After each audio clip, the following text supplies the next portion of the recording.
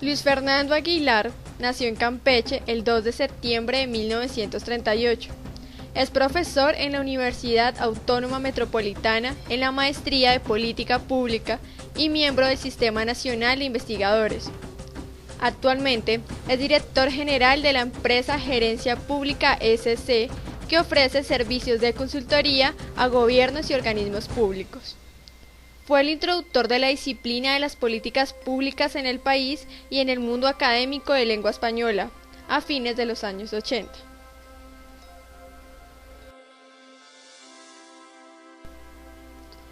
Dentro de sus obras más importantes se encuentra Gobernanza y Gestión Pública, en donde se define el concepto contemporáneo de gobernanza,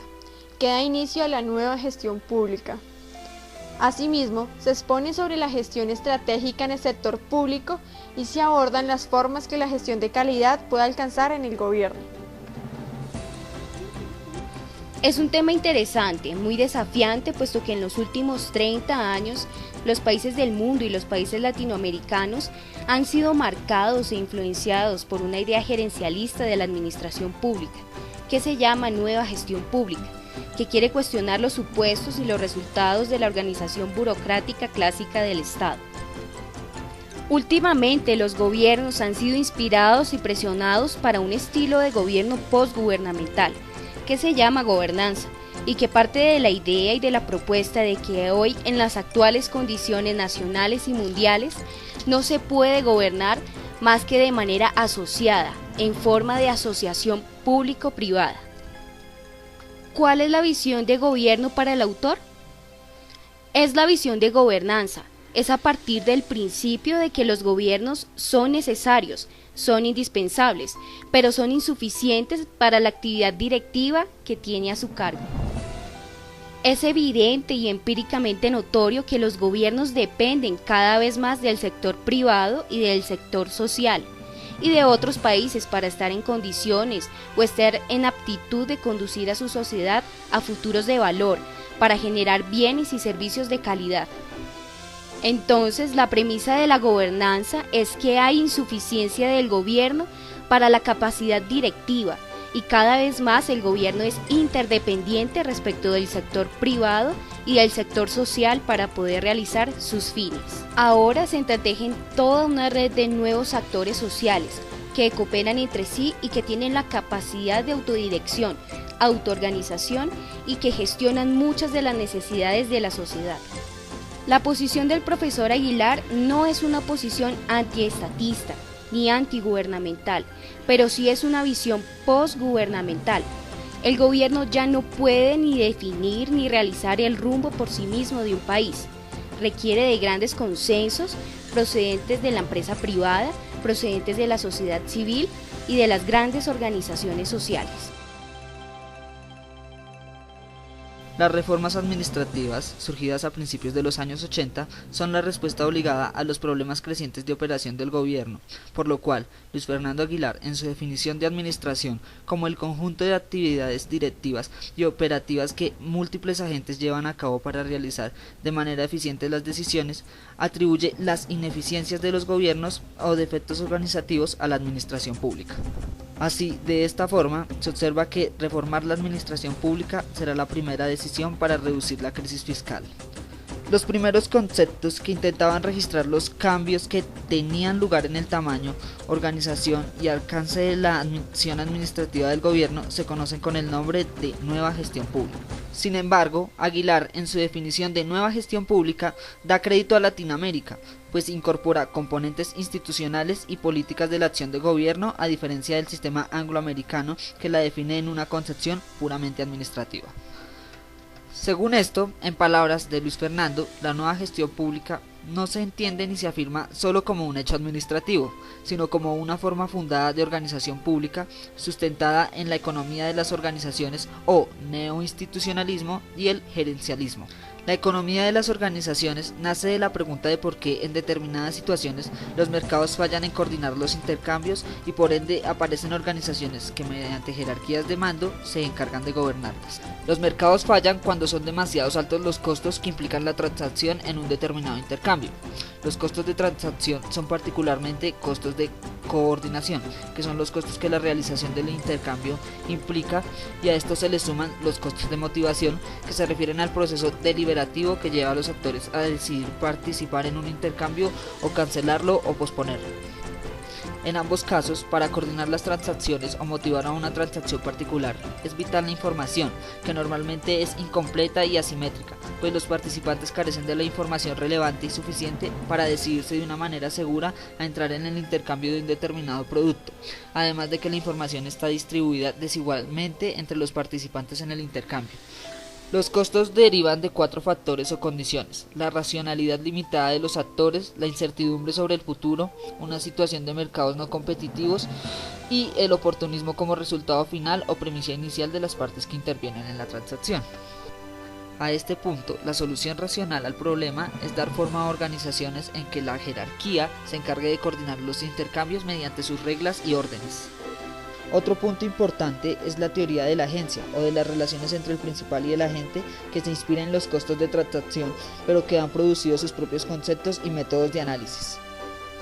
La idea central de esta relación es conocida y consiste en que una persona, el agente, actúa voluntariamente a nombre de o por instrucciones de otra persona, el principal, entre el principal que trata de realizar un determinado propósito y el agente el que se encarga la tarea de realizarlo y que se dedica a lograrlo. Existe un contrato de mutua conveniencia.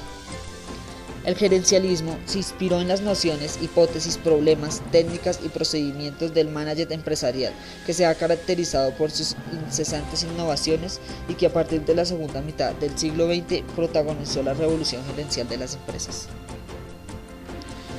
La gestión de calidad nace en un contexto de revolución que el autor denomina la revolución de la calidad, que cambia la concepción de producir manufacturas, proveer servicios, estructurar la organización y además de cómo se debe dirigir. Este cambio se da por las nuevas teorías que afirman que el propósito empresarial de mantenerse competitivos y obtener utilidades es inviable si se carece de bienes y servicios que respondan a las necesidades y deseos de los clientes, así como es imposible el propósito gubernamental de ser socialmente confiable y sostener su legitimidad si su actuación carece de calidad institucional y calidad de servicio, si no respeta las normas de la actuación pública ni responde a las expectativas ciudadanas básicas. Debido a esto, nace la época de la calidad entendida como el grado en que un conjunto de características inherentes de un producto o servicio satisfacen los requisitos del cliente o usuario, lo que cambia significativamente los principios de organización hasta ese momento vigentes. La gestión de calidad asegura, controla, certifica y mejora continuamente los productos y los servicios, tratando de prevenir así las posibles disconformidades con el fin de satisfacer los requisitos y las exigencias de los clientes y de los usuarios. Por esto, el primer principio de la gestión de calidad es la focalización en el cliente, es decir, la acción de la organización debe orientarse principalmente al cliente antes que los productos, debido a que son los clientes quienes definen cómo debe ser el producto o el servicio. Esta focalización no solo implica la creación de un bien que cumpla con los requerimientos exigidos, implica también centrarse en el registro de la satisfacción de los clientes, es decir, asegurar la eficiencia y calidad del servicio final. En pocas palabras, asegurarse de que tanto el producto y el servicio del cliente sean de calidad. Ahora bien, para cumplir esta premisa, la gestión de calidad cuenta con un sistema de información, medición y evaluación del desempeño que permite incorporar los requerimientos de los clientes en el sector privado y los requerimientos de los ciudadanos en los programas y servicios públicos, produciendo así estándares de producto y resultado con sus correspondientes indicadores, a fin de conocer la brecha que hay entre el servicio requerido por los ciudadanos y el servicio que efectivamente se les ofrece. Entonces, siguiendo el proceso de New Deal, se puede analizar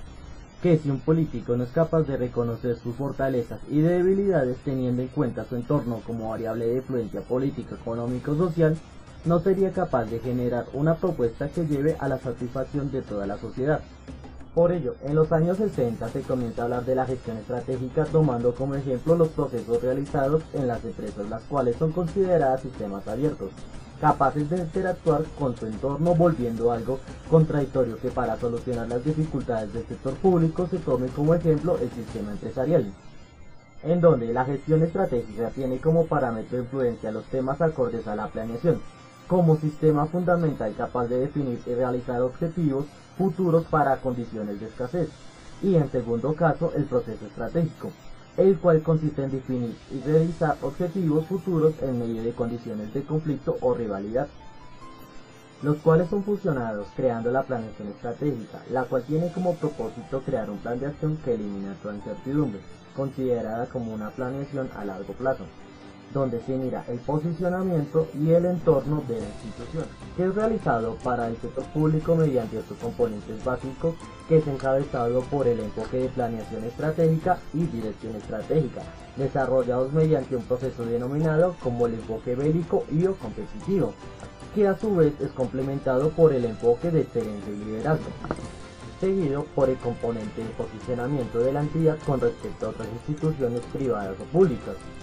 Ya en tercer caso está el de la misión y en el cuarto el de la visión, mientras que el quinto componente es denominado como el interno, el cual consiste en mirar cómo está la entidad con respecto a su normatividad organizacional, su presupuesto y su reputación, seguido por el sexto componente, el cual es denominado como el entorno, el cual se utiliza para comparar la institución frente a otras entidades privadas o públicas que prestan el mismo bien o servicio. Ahora sí, para que se cumplan los anteriores componentes es necesario utilizar el sistema de análisis FODA, el cual es considerado como el séptimo componente, que mira cuáles son las fortalezas y debilidades de la institución, dejando por último la estrategia, la cual es considerada como el plan de acción de la entidad, todo con el fin de generar por medio de la entidad un valor a su comunidad, que tiene como mira responder cabalmente a las expectativas de los usuarios en la prestación del bien o el servicio.